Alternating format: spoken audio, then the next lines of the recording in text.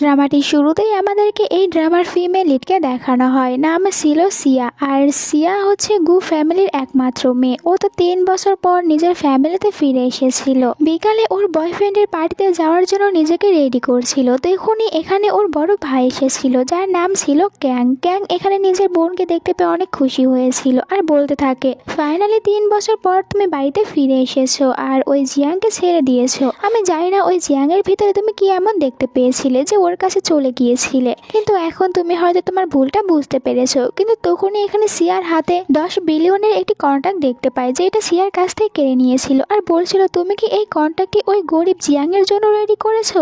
সিয়া বলে, এখন আর জিয়াং একদমই গরিব নেই, ও এখন অনেক বড় একটি কোম্পানির প্রেসিডেন্ট। ক্যাং বলেছিল ও প্রেসিডেন্ট এখন হয়েছে, কিন্তু ওর এইসব কিছুর পেছনে তো তুমি ওকে সাহায্য করেছো। তোমার টাকা পয়সা আর তোমার সব যোগ্যতা দিয়ে ও এত বড় হয়েছে, এরপরও তুমি আর ওর জন্য কত কি করবে। তখন সিয়া বলেছিল, আমার পুরো লাইফটাই এখন ওর জন্য, কারণ ও আমাকে যদি না বাঁচাতো তাহলে তো আমি আজ এখানে দাঁড়িয়ে থাকতে পারতাম না। আমাদেরকে একটি ফ্ল্যাশব্যাক দেখানো হয়, যখন সিয়া হাই স্কুলে পড়তো তখন ওকে কিছু গুন্ডারা কিডন্যাপ করেছিল। সিয়ার ফ্যামিলি থেকে অনেক টাকা চেয়েছিল, কিন্তু গুন্ডারা যখন জানতে পেরেছিল সিয়ার ফ্যামিলিরা পুলিশকে ফোন করে দিয়েছে, তাই ওরা এখানে আগুন লাগিয়ে দিয়েছিল আর সিয়াকে ভিতরে রেখেই পালিয়ে গিয়েছিল। তখন এখানে সিয়াকে বাঁচানোর জন্য একটি ছেলে এসেছিল, আর এই ছেলেটি জিয়াং ছিল না, বরং অন্য কেউ ছিল। ও এখান থেকে সিয়াকে বাঁচিয়েছিল, কিন্তু সিয়া জানতো ওকে জিয়াং বাঁচিয়েছে, আর এই কারণে ও বলছিল যে জিয়াং হচ্ছে আমার কাছে হিরো। ও যদি আমাকে না বাঁচাতো তাহলে তো আমি বেঁচেই থাকতাম না, আর এই কারণে আমি সারা জীবন জিয়াং এর জন্য সবকিছু করতে রাজি আছি। এইটা বলে ও চলে গিয়েছিল, যেখানে ওর ভাই তো ওকে বলতে চাচ্ছিল, তোমাকে ওই দিন জিয়াং বাঁচিয়েছিল না, বরং তোমাকে ওই দিন লু বাঁচিয়েছিল। এরপরে ক্যাং এখানে লুয়ের কাছে ফোন করেছিল আর লুকে বলেছিল, আজকে বিকালে আমার বোন ও তো জিয়াংকে বিয়ে করতে চাচ্ছে, তাই তুমি তাড়াতাড়ি এখানে চলে আসো। আর এরপরে বলতে থাকে যখন লু চলে আসবে তখন সবকিছু ঠিক হয়ে যাবে আর তুমিও জানতে পারবে তোমাকে আসলে কে বাঁচিয়েছিল।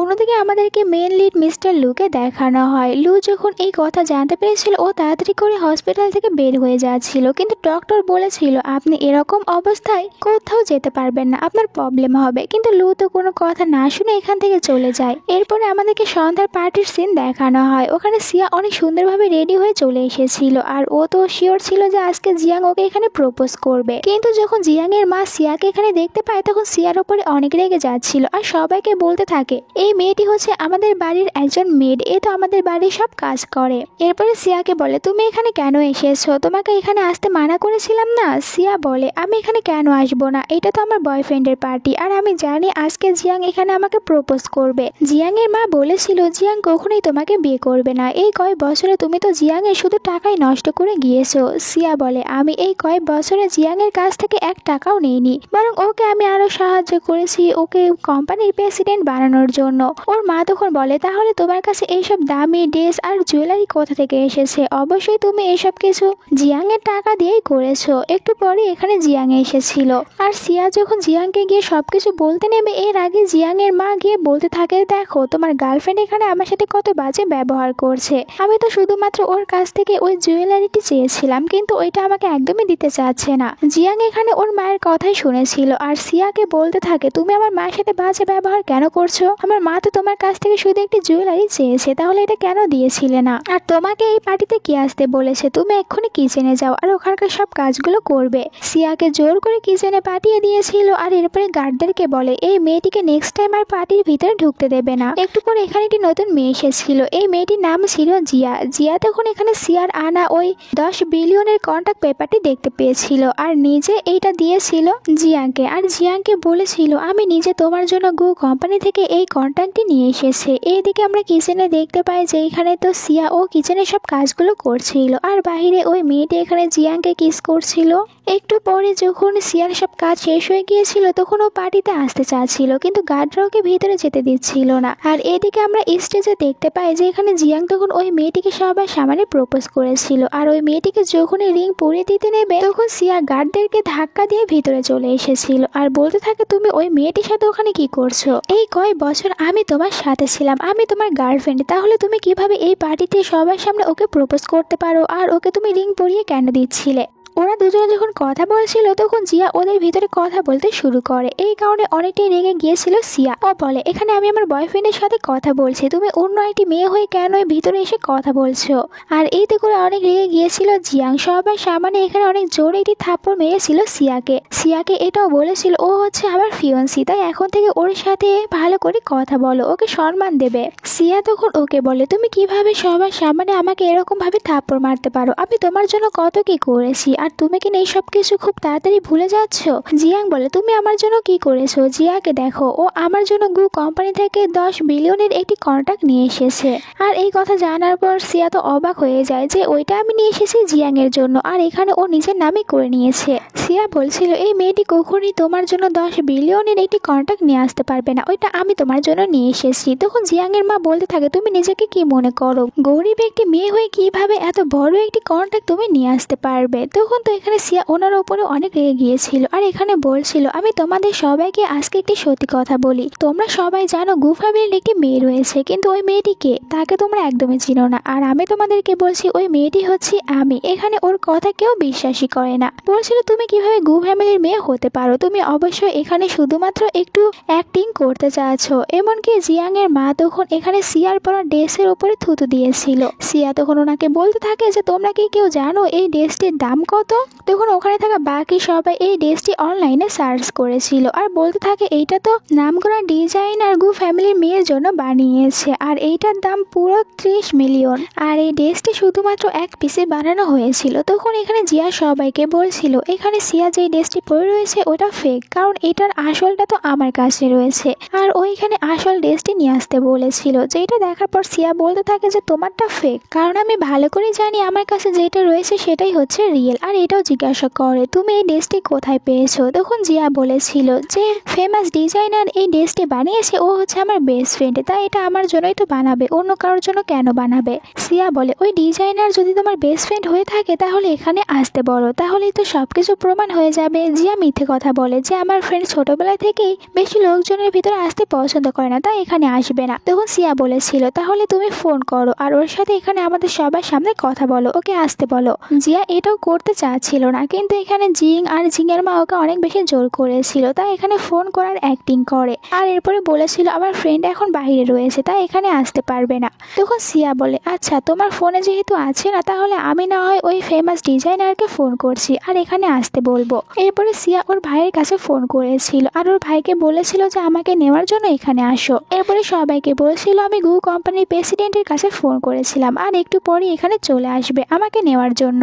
জিয়াং বলে, এটা কিছুতেই হতে পারে না, কারণ আমি গু কোম্পানির প্রেসিডেন্টকে দেখার জন্য কোম্পানিতে গিয়েছিলাম, কিন্তু আমি জানতে পেরেছি যে উনি এখন বাইরে গিয়েছে, দেশে নেই। আর জিয়াং এখানে থাকা সবাইকে বলেছিল যে এইখানে এই মেয়েটিকে একটি করে থাপ্পড় মারবে, আমি ওকে 10,000 ইউয়ান দেব। আর এই কারণে সবাই এখানে আসছিল সিয়াকে থাপ্পড় মারার জন্য, কিন্তু তখনই ভিতরে মিস্টার লু এসেছিল, আর মিস্টার লু এখানে সবাইকে থামিয়ে দিয়েছিল। মিস্টার লু সিয়াকে সাপোর্ট করতে থাকে। মিস্টার লুকে দেখার পর সিয়া এখানে ভাবে, আমার ভাই তো বলেছিল আমার জন্য একজন নতুন বডিগার্ড রাখবে, তাহলে এই ছেলেটি হয়তো আমার নতুন বডিগার্ড। এই কারণে এখানে বলেছিল যে সবাই আমাকে অনেক বেশি বুলিং করছে। মিস্টার লু তখন ওদের সবাইকে অনেক ভয় দেখিয়েছিল, আর এমনকি এখানে তো দেখা যায় মিস্টার লু এর সাথে কথা বলতে গিয়ে জিয়াংও অনেক বেশি ভয় পাচ্ছিল, আর মিস্টার লু ওদেরকে বলেছিল যেন আজকের পর থেকে আর কখনোই জিয়াকে বিরক্ত না করে। এমনকি মিস্টার লু এর গার্ডদেরকে দিয়ে এখানে ওদেরকে মারধর করিয়েছিল। সবাই তখন মিস্টার লু এর সামনে হাঁটু গেড়ে বসে পড়েছিল, কিন্তু তখনই ভিতরে একজন গার্ড এসেছিল, আর মিস্টার লুকে এখানে গার্ড বলে ডাকতে থাকে। জিয়াং এতে মনে করে যে এই ছেলেটি মিস্টার লু হওয়ার অ্যাক্টিং করছে, আর এই কারণে ও বলেছিল যে তোমার সাহস কিভাবে হয় আমার পার্টিতে এসে মিস্টার লু হওয়ার অ্যাক্টিং করো। তখন সিয়া বুঝতে পারে ওরা বিপদে পড়েছে, তাই মিস্টার লুকে ওখান থেকে নিয়ে বাহিরে আসে। বাহিরে আসার পর এখানে সিয়া তখন বলছিল লুকে যে তুমি ভিতরে অনেক ভালোভাবে প্রেসিডেন্ট হওয়ার অ্যাক্টিং করতে পেরেছো। আর যখন লু ওর নিজের আসল আইডেন্টি এখানে বলতে নিচ্ছিল, এর আগে অজ্ঞান হয়ে পড়ে গিয়েছিল। একটু পরে লুয়ের অ্যাসিস্ট্যান্ট এসেছিল আর লুকে এখান থেকে নিয়ে গিয়েছিল। তখন সিয়ার কাছে সিয়ার ভাই ফোন করেছিল আর বলছিল, আমি তোমাকে ওখানে নিতে যাচ্ছিলাম, কিন্তু আমার একটি ছোটখাটো অ্যাক্সিডেন্ট হয়েছিল তাই যেতে পারিনি, আর এখন আমি একদম একদমই ঠিক আছি। সিয়া ভাবতে থাকে তাহলে এখানে যে ছেলেটি এসেছিল এই কে ছিল। এরপরে তো সিয়া বাড়িতে এসেছিল আর ওর ভাইকে সবকিছু বলেছিল যে ওর সাথে আজ কি কি ঘটেছে। ওর ভাই এসব জানতে পেরে অনেক রেগে যায় আর বলছিল জিয়াং তোমার সাথে এসব কিছু করেছে, আমি তো ওকে একদমই ছাড়বো না। সিয়া তখন বলেছিল এটা আমার রিভেঞ্জ, তাই আমাকেই নিতে দাও। ওর ভাই বলেছিল তোমাকে যদি আবারও রিভেঞ্জ নিতে ওখানে পাঠাই তাহলে তুমি আবার ওকে সাহায্য করতে শুরু করবে, ওকে আবারও ভালোবেসে ফেলবে। আর যদি তুমি সত্যি রিভেঞ্জ নিতে চাও তাহলে আমার কথা তোমাকে শুনতে হবে, তোমাকে ব্লাইন্ড ডেটে যেতে হবে। আর সিয়া এতে রাজি হয়ে গিয়েছিল। এরপরে ও ব্লাইন্ড ডেটে এসেছিল, যেখানে একটু পরে ও দেখতে পায় ওই ছেলেটিকে যে কিনা ওকে পার্টিতে সাহায্য করেছিল। আর এখানে মিস্টার লুকে দেখার পর মিস্টার লুকে এখানে 10 লাখ ইউয়ান দিয়েছিল, বলছিল ওই দিন তুমি আমাকে সাহায্য করেছিলে তাই। এরপরে আরো 10 লাখ বেশি ওকে দিয়েছিল আর বলে এখন তোমাকে আমার জন্য আরো একটি কাজ করতে হবে। তার ভাই এখানে আমাকে ব্লাইন্ড ডেটের জন্য পাঠিয়েছে, ও চাই আমি যেন আমার একজন বয়ফ্রেন্ড বানাই। আর আমাকে এখানে যার জন্য পাঠানো হয়েছে আমি শুনেছি ওই ছেলেটি অনেকটাই বেশি রিচ আর বাহির থেকে পড়াশোনা করে এখানে এসেছে, ওর তো অনেক বেশি অ্যাটিটিউড হবে আর আমার রিচ পার্সনদেরকে একদমই ভালো লাগে না। আর এই কারণে আমি তোমাকে এই জবটি দিতে চাচ্ছি, তুমি এটা জব ভাবতে পারো। কিন্তু সিয়া এইটা জানতো না ওর জন্য এখানে যাকে ঠিক করা হয়েছিল ওটাই মিস্টার লু ছিল। মিস্টার লু তখন ওর কথা মতন রাজি হয়ে গিয়েছিল। এরপরে ওরা দুজনেই ওয়েডিং ড্রেস পরেছিল। সিয়া তখন কিছু ছবিও তুলে নিয়েছিল, ওর ভাইকে ফোন করে বলেছিল আমি আমার বয়ফ্রেন্ড পেয়েছি। এরপরে তো মিস্টার লুকে নিয়ে চলে এসেছিল ওর ভাইয়ের সাথে দেখা করানোর জন্য। এখানে যখন ক্যাং সিয়ার সাথে লুকে দেখতে পেয়েছিল তখন অনেকটাই বেশি শকড হয়ে গিয়েছিল। আর এখানে সিয়া অনেক সুন্দরভাবে লুয়ের পরিচয় দিতে থাকে ক্যাং এর কাছে। এইসব কিছুতে এখানে লু তখন অনেকটাই বেশি লজ্জা পাচ্ছিল, কারণ ওকে এখানে অনেকটাই বেশি পোর বলা হচ্ছিল, কিন্তু ও তো অনেক বেশি রিচ ছিল। তখন এখানে বলেছিল লু সিয়াকে যে তুমি আমার জন্য একটু পানি নিয়ে আসো। আর সিয়া যখন পানি নিয়ে আসতে চলে গিয়েছিল লু তখন এখানে ক্যাংকে বলেছিল সিয়া আমার সম্পর্কে কোনো কিছু জানে না, ও আমার আসল আইডেন্টি জানে না, তাই এইসব কিছু বলছে। আর আমি চাই না তুমিও ওকে আমার আসল আইডেন্টি বলো। এখানে ক্যাং বলেছিল আমার তাহলে লু কোম্পানিতে শেয়ার লাগবে আর তোমাদের সাথে নতুন একটি কন্ট্রাক্ট করতে চাচ্ছি। এইসব কিছুতে তুমি যদি রাজি হও তাহলে আমি সিয়াকে কোনো কিছু বলবো না। মিস্টার লু বলেছিল ঠিক আছে তুমি যা চাইবে তাই হবে। আর এরা দুজনে এখানে ডিল করেছিল। একটু পরে সিয়া আসার পর বলছিল দেখো আমি তোমার কথা মতন ব্লাইন্ড ডেটে গিয়েছিলাম আর প্রথম দেখাতেই আমাদের দুজনের একে অপরকে অনেক ভালো লেগেছে, তাই আমরা দুজনে এখন থেকে ডেট করব। তোমাকে তো আর কোনো চিন্তা করতে হবে না, কারণ আমার বয়ফ্রেন্ড এখন আমি পেয়ে গিয়েছি, তাই এখন তো আমি অবশ্যই কোম্পানিতে জয়েন করতে পারবো। ক্যাং বলে ঠিক আছে তুমি কোম্পানিতে জয়েন করতে পারবে। আর তুমি যেহেতু কোম্পানিতে অনেকদিন পর যাচ্ছ তাই তোমার জন্য একটি পার্টির আয়োজন করব, ওখানে আমি সবাইকে বলে দেবো যে তুমি হচ্ছে গু ফ্যামিলির একমাত্র মেয়ে। সাথে লুকে এটাও বলেছিল আজ থেকে কিন্তু আমি সিয়ার দায়িত্ব তোমাকে দিচ্ছি, তাই সিয়ার সবসময় খেয়াল রাখবে। এতে লুও রাজি হয়ে গিয়েছিল। অন্যদিকে আমরা জিয়াকে দেখতে পাই একটি বাড়িতে এসেছিল, ভিতরে যেতে চাচ্ছিল কিন্তু মেড ওকে একদমই ভিতরে যেতে দিচ্ছিল না। জিয়া তখন বলে তুমি কেন ভিতরে যেতে দিচ্ছ না, ভিতরে আমার ভাই রয়েছে, আমি ওর সাথে দেখা করতে চাই। কিন্তু মেড বলছিল কিন্তু তোমার মা তো এই ফ্যামিলির কেউ না, তোমার মা সবকিছু প্ল্যান করে করেছিল। তখন এখানে জিয়ার ভাই এসেছিল আর ও তো নিজের ভাইকে দেখার পর বলতে থাকে দেখো না মেড আমাকে ভিতরে যেতে দিচ্ছে না। ওর ভাইও ওকে বলেছিল তোমার কি ওই যোগ্যতা রয়েছে তুমি এই বাড়ির ভিতরে আসবে, তুমি এই বাড়ির ভিতরে আসতে পারবে না, এখান থেকে বাইরে চলে যাও। জিয়া বলে আমি বাড়ির ভিতরে যাব না, আমাকে গু কোম্পানির পার্টিতে যাওয়ার ইনভিটেশন কার্ড দাও, ওটা আমার প্রয়োজন রয়েছে। ওর ভাই বলেছিল ওইটা আমি তোমাকে দিতে পারবো না, আর মেডকে বলেছিল একে বের করে দিতে। জিয়া যখন এখান থেকে চলে যাচ্ছিল তখন ও দেখতে পায় এখানে একটি ইনভিটেশন কার্ড রাখা রয়েছে, তাই ওইটা নিয়েই বাইরে চলে এসেছিল। এরপরে ওর মায়ের কাছে ফোন করেছিল, বলেছিল আমাকে পার্টিতে যেতে হবে, তাই আমার জন্য একটি ভালো ড্রেসের আয়োজন করো। আর ওর মা কিন্তু গু ফ্যামিলিতে মেয়েদের কাজ করতো। তখন ওই সাইড থেকে সিয়া জিয়ার মাকে বলছিল যেন সিয়ার ড্রেসটি অনেক সুন্দরভাবে রেডি করে রাখে, যেটা শুনতে পারছিল জিয়া। জিয়ার মা জিয়াকে বলে তোমাকে আমি যে জায়গায় আসতে বলবো এখানে আসবে, আমার সাথে দেখা করবে, ড্রেসের ব্যবস্থা হয়ে গিয়েছে, আর কাল তুমি পার্টিতে ওই ড্রেসটি পরে যাবে।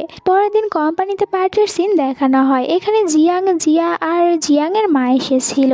জিয়াং এর মা যখন এই কোম্পানিতে দেখতে পেয়েছিল সিয়াকে অনেকটাই রেগে সিয়াকে থাপ্পড় মারতে নিচ্ছিল, কিন্তু সিয়ার সাথে এখানে মিস্টার লু ছিল যে কিনা এখানে জিয়াং এর মায়ের হাতটি ধরে নিয়েছিল। আর সিয়া রেগে বলতে থাকে এদেরকে এই কোম্পানির ভিতরে কে ঢুকতে দিয়েছে, আর এদের কাছে কি এই পার্টিতে আসার জন্য ইনভিটেশন কার্ড রয়েছে। জিয়া তখন ওর ইনভিটেশন কার্ডটি দেখিয়েছিল। সিয়া গার্ডকে বলে চেক করে দেখো এটা রিয়েল না ফেক। গার্ড চেক করে বলেছিল এই ইনভিটেশন কার্ডটা রিয়েল, কিন্তু এখানে তো ওনার নাম লেখা নেই। তখন বলেছিল জিয়া সকালে আমি অনেক তাড়াতাড়ি করে বাড়ি থেকে বের হয়েছিলাম, তাই ভুল ভুল করে আমার ইনভিটেশন কার্ডের জায়গায় এখানে আমার ভাইয়ের ইনভিটেশন কার্ডটি নিয়ে চলে এসেছি।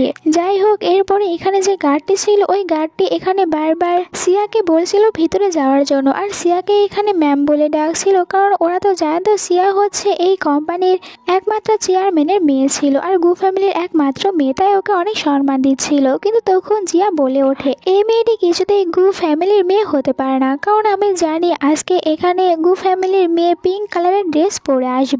এইটা জানার পর সিয়া ভাবতে থাকে আমি যে পিঙ্ক কালারের ড্রেস পরে আসবো এটা তো শুধুমাত্র বাড়ির মেয়েটি জানতো, তাহলে এ কিভাবে আবার এটা জানতে পেরেছে। আর এখানে জিয়াং এর মা তখন অনেক বেশি অপমান করতে শুরু করেছিল সিয়াকে, যেটা অনেক খারাপ লাগে মিস্টার লুয়ের কাছে, তাই ওনাকে অনেক জোরে থাপ্পড় মেরে বলেছিল যেন সিয়ার সাথে ভালো ব্যবহার করে। এরপরে পার্টির সিন দেখানো হয় যে এখানে তো সবাই চলে এসেছিল, আর এখানে জিয়াং বলতে থাকে জিয়াকে তুমি তো গু ফ্যামিলির মেয়েকে দেখেছো, তাহলে আমাকে প্রথমেই বলে দিও সে দেখতে কিরকম, আমি তাহলে ওকে ভালো করে চিনতে পারবো। তখন জিয়া মনে মনে ভাবছিল আমি তো আমার মাকে এটা বলতেই ভুলে গিয়েছিলাম গু ফ্যামিলির মেয়ে কিরকম, বা ওর ছবি যেন আমাকে পাঠায়, আমি তো নিজেও ওকে চিনি না। তখন স্টেজে গু ফ্যামিলির মেয়েকে আসতে বলা হয়েছিল, তার নাম ছিল দিয়া। আসলে সিয়ার নামে গু ফ্যামিলিতে দিয়া ছিল। একটু পরে স্টেজের উপরে উঠে এসেছিল সিয়া। সিয়াকে দেখার পর সবাই অবাক হয়ে যায়, আর কেউ বিশ্বাসই করছিল না সিয়া গু ফ্যামিলির মেয়ে। সিয়া এদের কাছে এসে বলতে থাকে তোমাদেরকে এই পার্টির ভিতরে কে আসতে দিয়েছে, তোমরা এক্ষুনি এই পার্টি থেকে বের হয়ে যাবে, আর নয়তো তোমরা তিনজনে এখানে নিজের ইচ্ছাতে আমার কাছে ক্ষমা চাইবে, তাহলে আমি তোমাদেরকে তোমার বিজনেসে সাহায্য করব।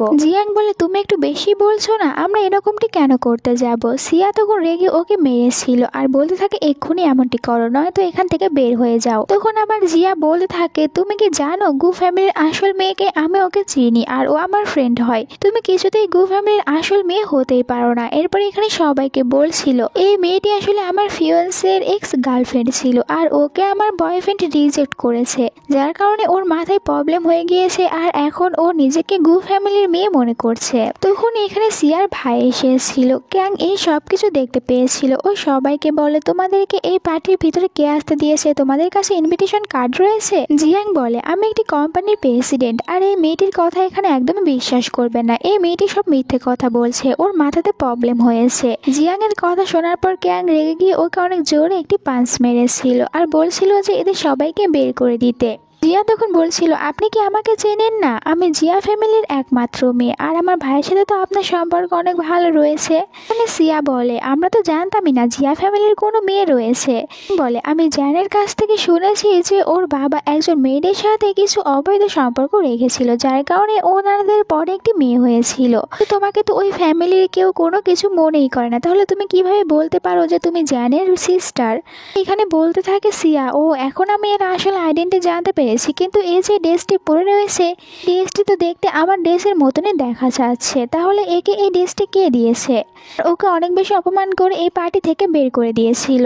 যখন ওরা সবাই বাইরে এসেছিল তখন জিয়াং এর সাথে যারা যারা কন্ট্যাক্ট করেছিল তারা সবাই ফোন করে জিয়াংকে মানা করে দিচ্ছিল যে এখন আর আপনার সাথে কোনো কাজ করতে পারবো না, আমরা তো আপনার সাথে কাজ করতে রাজি হয়েছিলাম কারণ আপনার কোম্পানিতে সিয়া ছিল, কিন্তু এখন তো সিয়া আপনার কোম্পানি থেকে চলে গিয়েছে, তাই আমরাও সব কন্ট্যাক্টগুলো ক্যান্সেল করেছি। এরপরে জিয়াং এখানে বলতে থাকে জিয়াকে তুমি তো জিয়া ফ্যামিলির একমাত্র মেয়ে, তাহলে তোমার বাবাকে বলে আমার কোম্পানিতে সাহায্য করো। এখানে বলেছিল জিয়া মিথ্যে কথা যে এখনো আমাদের দুজনের বিয়ে হয়নি, এই কারণে আমি আমার বাবাকে বলতেও পারছি না, আমাদের বিয়ে হয়ে যাওয়ার পরে আমি তোমাকে সাহায্য করতে পারবো। জিয়াং বলছিল তাহলে খুব তাড়াতাড়ি আমরা দুজনে বিয়ে করে নেব। এরপরে বাড়িতে জিয়াং এর সিস্টার এসেছিল, ও তো অনেক খুশি ছিল, কিন্তু বাড়িতে আসার পর সবাইকে দেখার পর জিজ্ঞাসা করে তোমাদের মুখটি এরকম কেন হয়ে গিয়েছে, তোমাদের কি হয়েছে বলো। ওর মা তখন বলতে থাকে সিয়ার জন্য তোমার ভাইয়ের বিজনেসে এখন অনেক প্রবলেম হচ্ছে, কারণ ও তো তোমার ভাই আর জিয়ার সম্পর্কের কথা জানতে পেরেছিল, এই কারণে কোম্পানি থেকে চলে গিয়েছে, আর ও এখন নিজেকে গু ফ্যামিলির মেয়ে দিয়া মনে করেছে। তখন বলছিল এখানে লিলি তোমরা কোনো চিন্তা করো না, আমি অবশ্যই কোনো না কোনো ব্যবস্থা করতে পারবো। ওর মা বলছিল তাড়াতাড়ি ব্যবস্থা করো, নয়তো আমাদের কোম্পানি ব্র্যান্ড কাপ হয়ে যাবে, তখন আমরা রাস্তায় গিয়ে দাঁড়িয়ে পড়বো। লিলি বলে কোনো চিন্তা করো না, গু কোম্পানিতে আমার ভালো সম্পর্ক রয়েছে, আর আমি ওখানে যাওয়ার পর ওখানে আচ্ছা শিক্ষা দেব সিয়াকে, ওকে আবার আমার ভাইয়ের কোম্পানিতে পাঠিয়ে দেব। তোমরা কোনো চিন্তা করো না, সবকিছু আমার উপরে ছেড়ে দাও। পরের দিন আমরা দেখতে পাই সিয়াকে আজকে প্রথম ও কোম্পানিতে এসেছিল, যেখানে ওর সাথে লিলির দেখা হয়ে গিয়েছিল। লিলি ওকে প্রথমে অনেক অপমান করতে থাকে। সিয়া বলছিল আমি এখানে কাজ করার জন্য এসেছি। লিলি ওকে অনেকগুলো ফাইল ধরিয়ে দিয়েছিল, বলছিল এইসব কাজগুলো শেষ করো, যদি সব কাজ শেষ না করতে পারো তাহলে কিন্তু আমি তোমাকে কোম্পানি থেকে ফায়ার করে দেব। তখনই এখানে এই কোম্পানির আরও একটি বড় ম্যানেজার এসেছিল, আর এখানে লিলিকে বকা দিয়ে বলে কিভাবে এই নতুন ভাইস চেয়ারম্যানের সাথে বাজে ব্যবহার করতে পারো, এক্ষুনি সরি বলো। এখন লিলি আরও একটু অভিনয় করার জন্য বলেছিল এই কোম্পানির যে প্রেসিডেন্ট রয়েছে সে হচ্ছে আমার বয়ফ্রেন্ড। সিয়া বলে তুমি এখানে সবাইকে মিথ্যে কথা বলেছো, আর এই মিথ্যে কথা বলার জন্য আমি তোমাদের সবাইকে এখানে শাস্তি দিতে পারি। আর বলছিল তোমরা সবাই আজ থেকে এখানকার সব টয়লেটগুলো ক্লিন করবে। একটু পরে লিলি ফোন করেছিল জিয়ার কাছে, ও জিয়ার সাথে প্ল্যান বানাতে চাচ্ছিল, আর জিয়াকে জিজ্ঞাসা করে কিভাবে আমি সিয়াকে শিক্ষা দিতে পারবো। তখন জিয়া ওকে কিছু প্ল্যান বলে দিয়েছিল। এরপরে লিলি ওর প্ল্যান অনুযায়ী ওদের কোম্পানির একটি কন্ট্যাক্ট করার জন্য সিয়াকে সাথে করে মিস্টার লির সাথে দেখা করতে এসেছিল, যেখানে মিস্টার লি ড্রিঙ্ক করার অফার করেছিল সিয়াকে, আর সিয়াও তখন বাধ্য হয়ে একটু ড্রিঙ্ক করে নিয়েছিল। কিন্তু আমরা দেখতে পাই সিয়ার মাথা ঘুরছিল। অন্যদিকে আমরা হসপিটালে দেখতে পাই মিস্টার লুকে। মিস্টার লু এখনো ভালোভাবে সুস্থ হয়েছিল না। তখন অ্যাসিস্ট্যান্ট মিস্টার লুকে বলেছিল সিয়া এখন অনেকটাই বেশি বিপদের ভিতরে রয়েছে। মিস্টার লু এটা জানতে পেরে অনেক বেশি ভয় পেয়ে গিয়েছিল। অন্যদিকে আমরা দেখতে পাই এদের দুজনকে তখন লিলি একটি রুমের ভিতরে পাঠিয়ে দিয়েছিল, আর নিচে বাইরে দাঁড়িয়ে থেকে ভিডিও করতে শুরু করে। এখানে যখন এই মোটা লোকটি সিয়ার সাথে বাজে কিছু করতে নেবে তখনই সিয়ার জ্ঞান ফিরে এসেছিল, আর সিয়া মনে মনে বলতে থাকে আমি আগে থেকেই জানতাম তোমরা এই রকমের কিছু প্ল্যান করবে, তাই তো আমিও আমার প্ল্যান শুরু করে দিয়েছি। যখন এখানে ছেলেটি সিয়ার কাছে আসতে নিচ্ছিল তখন সিয়া ওকে মেরে ফেলে দিয়েছিল, আর বাইরে ও লিলিকেও দেখতে পেয়েছিল, তাই লিলিকেও ধরে নিয়েছিল।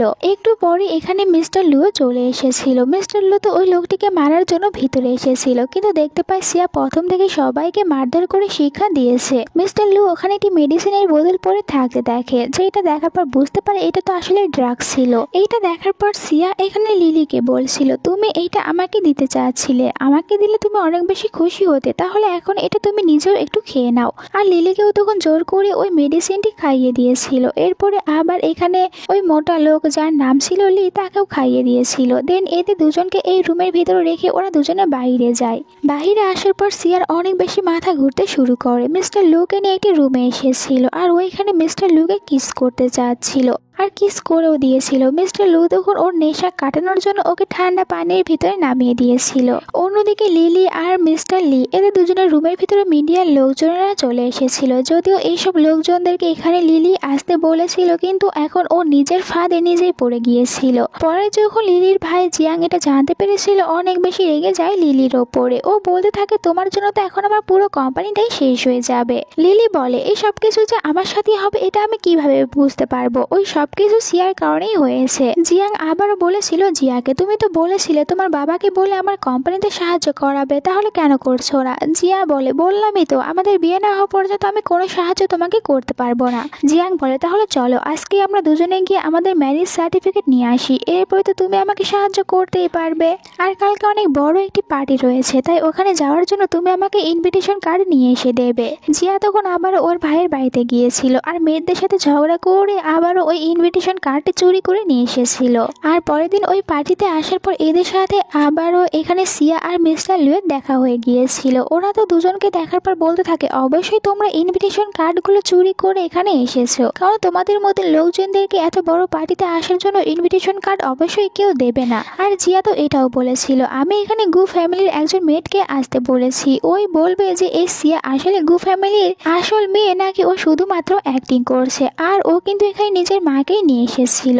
ওর মা আসার পর এখানে যখন সিয়াকে দেখতে পেয়েছিল তখন সিয়াকে সরি বলছিল, আর সবাই সাবানে বলে সিয়াই হচ্ছে গু ফ্যামিলির একমাত্র মেয়ে, আর ওর নামই হচ্ছে দিয়া। তখন আবার জিয়া নিজের মাকেই বলছিল তুমি এখানে অবশ্যই সিয়ার সাথে মিলে রয়েছো আর মিথ্যে কথা বলছো।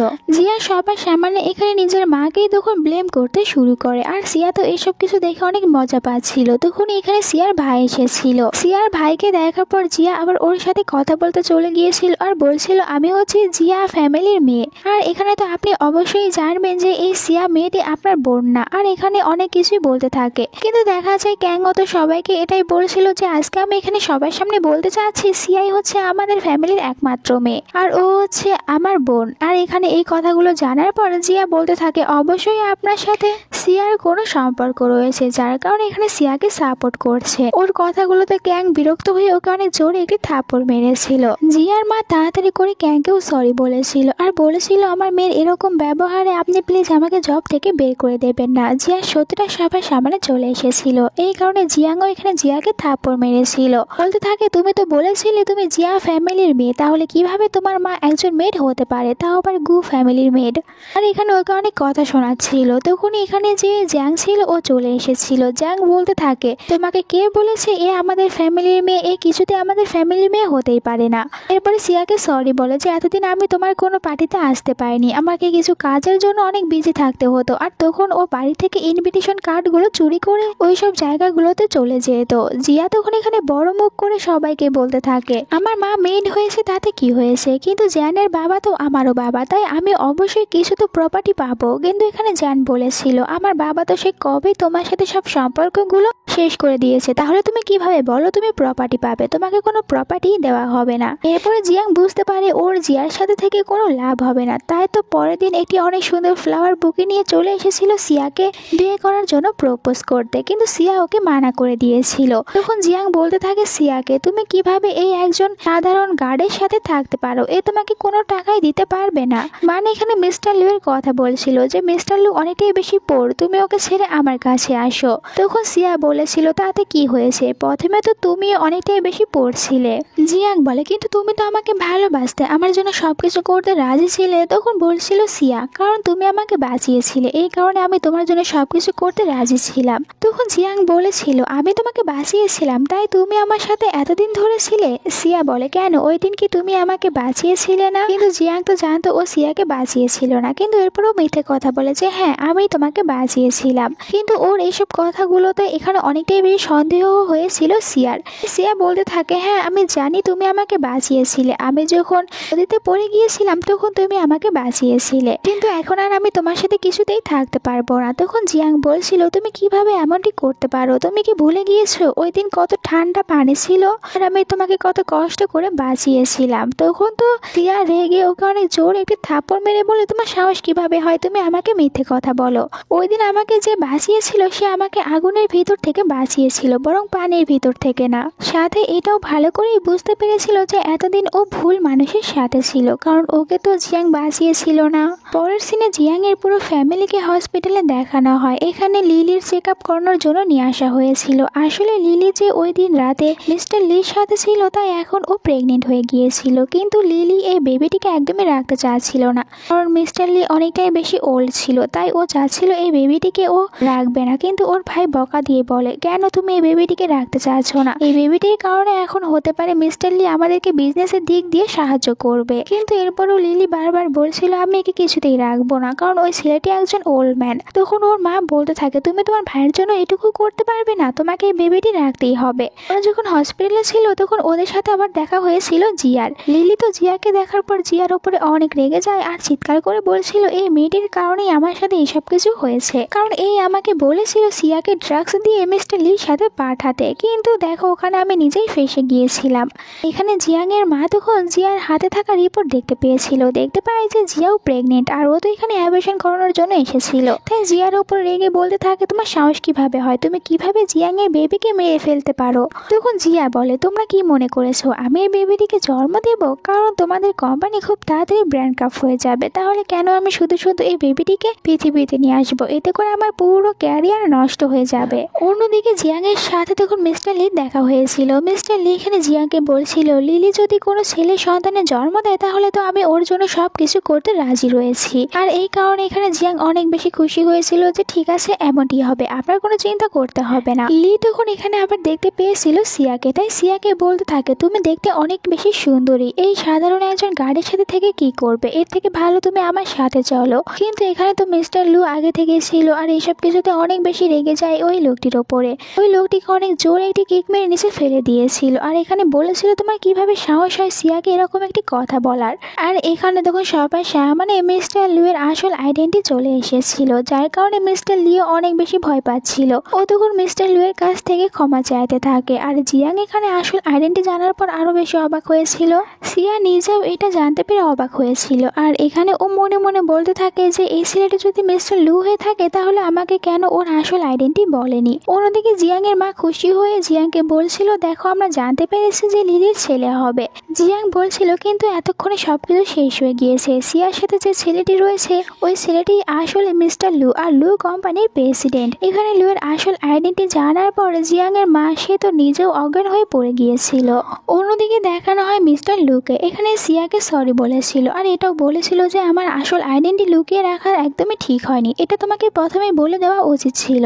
সিয়া বলে আমি আগে থেকে জানতে পেরেছিলাম ওই দিন তুমি আমাকে বাঁচিয়েছিলে। আর এখানে একটি ফ্ল্যাশব্যাক দেখানো হয় যখন মিস্টার লু অনেক বেশি অসুস্থ ছিল, ওকে তো হসপিটালে নিয়ে গিয়েছিল সিয়া। তখন ডক্টর বাহিরে আসার পর সিয়াকে বলেছিল যে মিস্টার লু এর শরীরটা অনেক বেশি খারাপ, তাই যেন সিয়া মিস্টার লু এর ভালোভাবে দেখাশোনা করে। সিয়া বলেছিল কিন্তু মিস্টার লু এর তো শুধুমাত্র একটু ফিভার হয়েছে, তাহলে ওর শরীর এত বেশি খারাপ কিভাবে হতে পারে। ডক্টর জানিয়েছিল মিস্টার লু যখন আপনাকে আগুনের ভিতর থেকে বাঁচিয়েছিল তখন ওনার ওপরে আগুনের একটি লাঠি পড়েছিল, যার কারণে ওনার শরীর এখন অনেক খারাপ হয়ে গিয়েছে।